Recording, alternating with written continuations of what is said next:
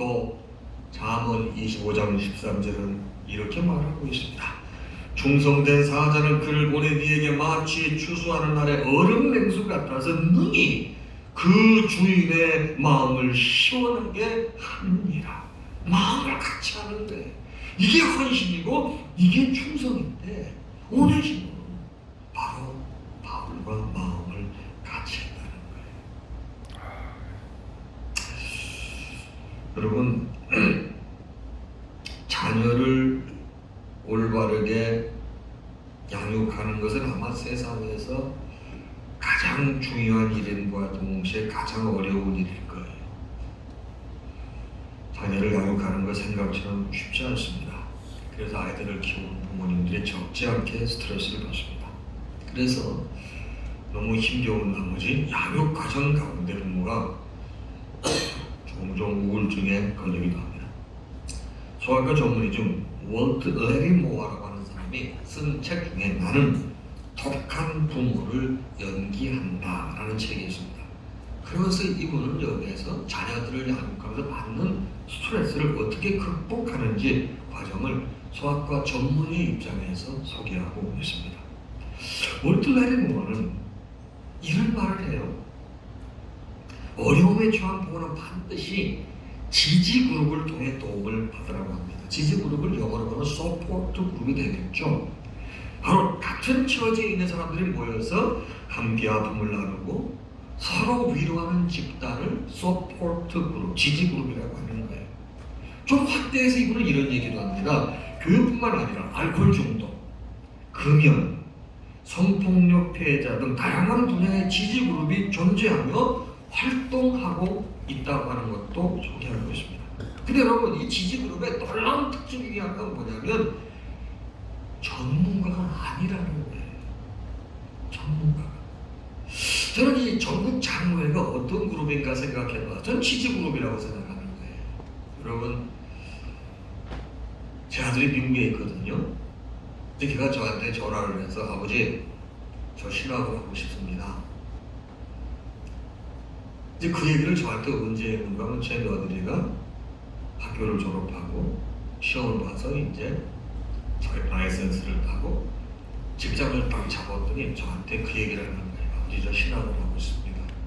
여태까지 사실은 한 사람이 벌어야 되기 때문에 제가 열심히 했는데 이제 어머니 졸업하고 제가 무슨 따고 이제 직장을 잡았으니 제가 공부하겠습니다. 그러는 거예요. 여러분, 제가 얘기 듣고 신학하지 말라고 해서 목사 되지 말라고 그랬어요. 내가 너무 당황하는 거예요. 그래서 제가 뭐라 그러는 줄 아세요? 야, 아버지가 목회를 해보니까 평신도가 중요하다. 너 잘 자라서 좋은 장로님 됐으면 좋겠다. 장로님 한 분만이라도 제대로 되게 계신 분이 있으면 그 교회는 흔들리지 않는다. 사실 여러분, 우리 장로님들이 교회에서 목사님하고 같이 사역하시면서 사실은 스트레스가 많은 거예요. 위에서 찍어내리지 밑에서는 치고 올라오지. 중간에서 역할이 고통스럽고 때때로는 참 곤란할 때가 얼마나 많으세요. 여러분, 저는 전국 장로회가 이런 일이 있을 때 함께 모여서 지지 그룹이 이거 전국 장로회 아니겠어요? 내가 이렇게 교회를 섬기는 이런 어려움이 있다.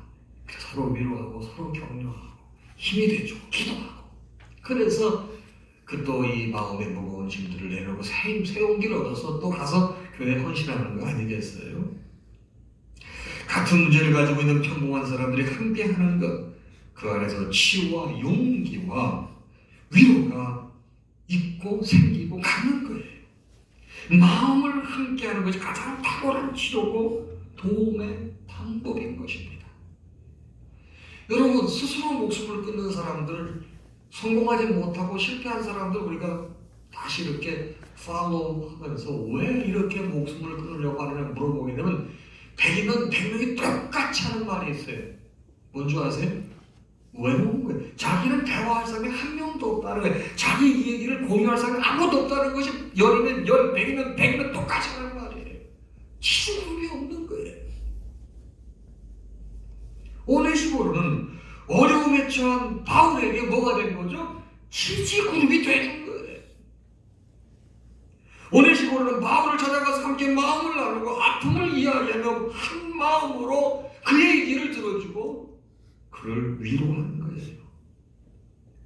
바울의 지지그룹이 된 오네시포르는 주님께서 원하시는 진정한 의미의 헌신을 한 것이죠. 하나님께서는 여러분과 저 모두가 도움이 필요한 자의 지지그룹이 되기를 원하시는데 오네시포로의 첫 번째 헌신이 뭐냐? 바로 주의 종과 마음을 같이 했다는 거예요. 여러분 장로님들하고 목사님이 마음이 하나가 되는 교회는 반드시 부흥하게 되어 있습니다. 여러분 굉장히 죄송한 말씀이지만 여러분 권사님이나 집사님들은 교회의 문제를 별로 안 일으켜요. 일으켜도 찻잔 속의 태풍이에요. 장로님들이 문제를 일으키면 골치 아파져. 그럼 장로님하고 목사님하고 갈등 생겨가지고 교회 깨지지 않은 교회에 있으면 나오라고 그러세요.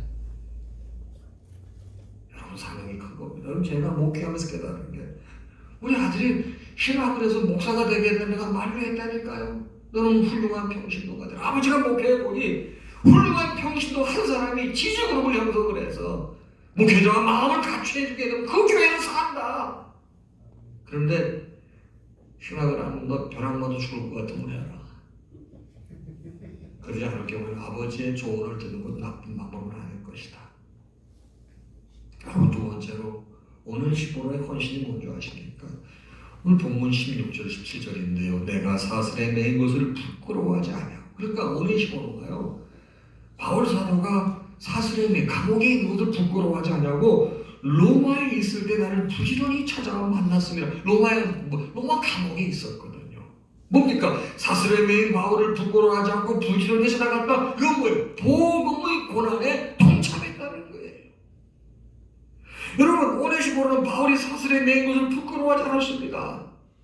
보통 사람들은 자신과 친분 있는 사람이 감옥에 갇혀있게 되면 수치로 여길 것 같아요. 오네시포로는 바울이 감옥에 갇혀서 사슬에 매이는 것을 수치로 여기지 않았습니다.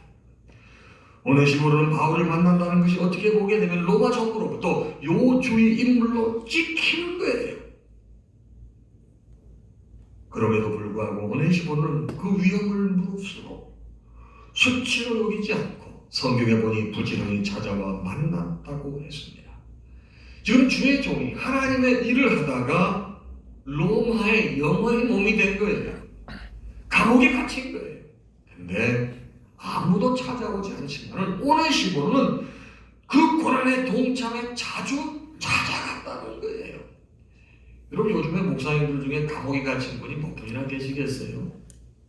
옛날에 여러분 민주주의를 찾기 위해서 우리 많은 싸움이 있었을 때 여러분 그때 목사님도 감옥에 계시는 경우 있어요. 지금 여러분 요즘에 목사님의 감옥은 뭘 것 같습니까? 사역할 때 제한되는 거예요. 이런 일 저런 일로 위축되는 거예요.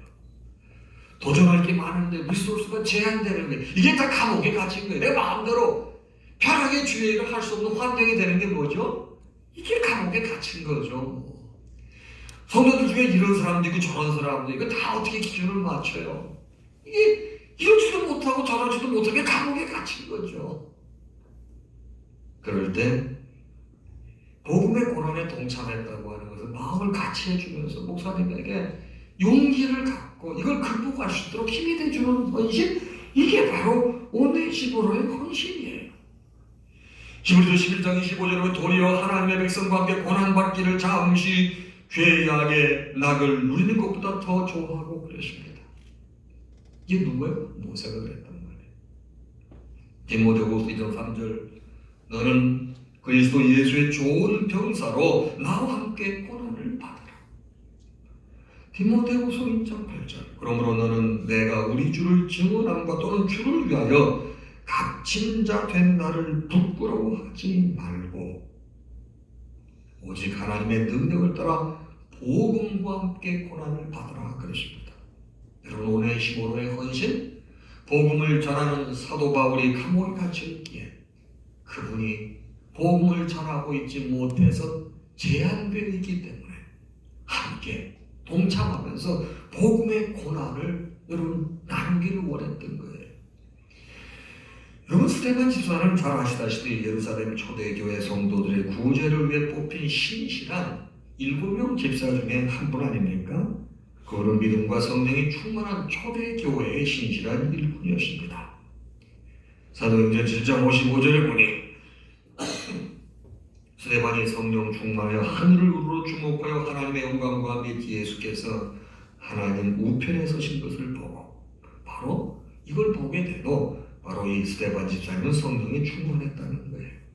여러분, 그래서 이 스데반 집사님은 여러분 회당을 돌아다니면서 예수께서 메시아라고 하는 것을 증거하고 돌아다녔습니다.